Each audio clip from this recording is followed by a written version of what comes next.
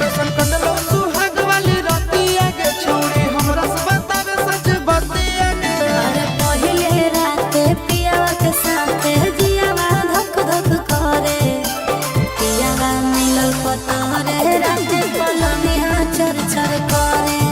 अरे पहिले राते सैया के साथे जियावा धक धक करे, पियावा मिलल पतरे राते पलनिया चर चर करे।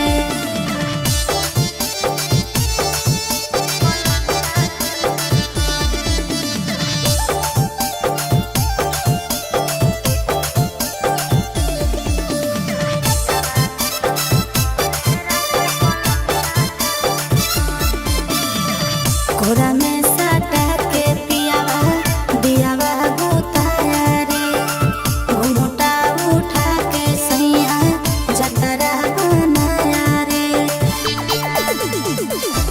मुँह देखाई में छौड़ी कुछ मिला लौके ना, तोर जवानी के पानी में फूल खिला लौके ना।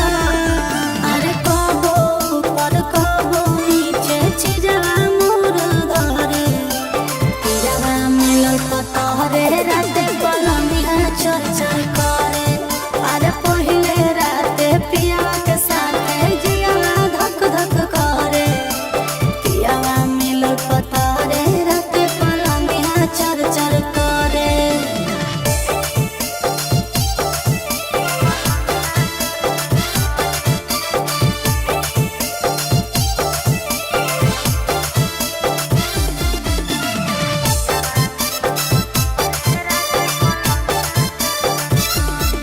सोनवा के नथिया सैया हमारा ले लाया रे, प्यार से धीरे धीरे अपने से पहनाया रे।